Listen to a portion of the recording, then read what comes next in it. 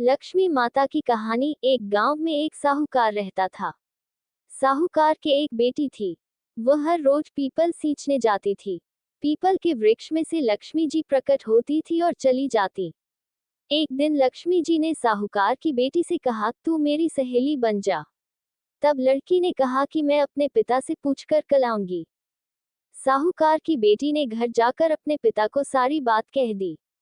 तब उसके पिताजी बोले, वह तो लक्ष्मी जी हैं, अपने को और क्या चाहिए, तू लक्ष्मी जी की सहेली बन जा। दूसरे दिन वह लड़की फिर गई।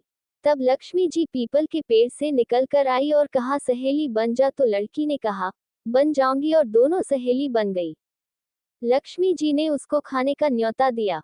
घर आकर लड़की ने माँ बाप को कहा कि मेरी सहेली ने मुझे खाने का न्योता दिया है। तब बाप ने कहा कि सहेली के जीमने जायो, पर घर को संभाल कर जाना।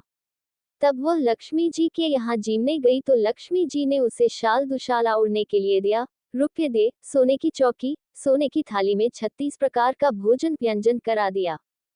जीम कर जब वह जाने लगी तो लक्ष्मी जी ने पल्ला पकड़ लिया और कहा कि मैं भी तेरे घर जीमने आऊंगी। तो उसने कहा, आ जायो। वह घर जाकर चुपचाप बैठ गई। तब बाप ने पूछा कि बेटी, सहेली के यहाँ जीम कर आ गई, और तू उदास क्यों बैठी है? तो उसने कहा, पिताजी, मेरे को लक्ष्मी जी ने इतना दिया, अनेक प्रकार के भोजन कराए, परंतु मैं कैसे जमाऊंगी? अपने घर में तो कुछ भी नहीं है। तब उसके पिता ने कहा कि गोबर मिट्टी से चौका लगाकर घर की सफाई कर ले। 4 मुख वाला दिया जलाकर लक्ष्मी जी का नाम लेकर रसोई में बैठ जाना। लड़की सफाई करके लड्डू लेकर बैठ गई।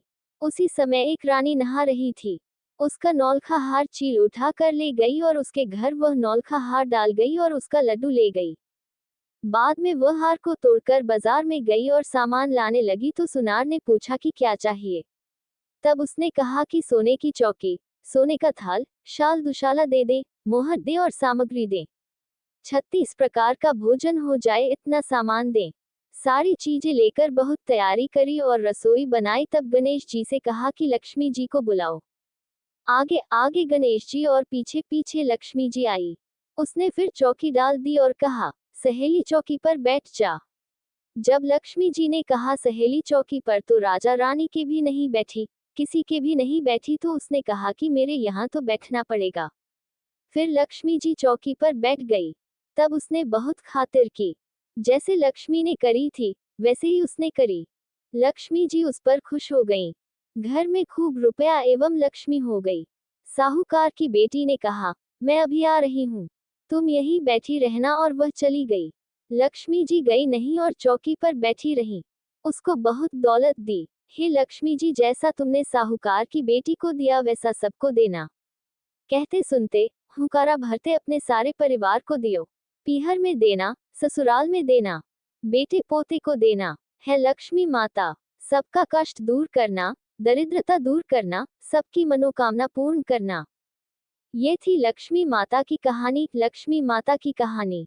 हम आशा करते हैं कि आपको लक्ष्मी माता की कहानी पसंद आई होगी। धन्यवाद।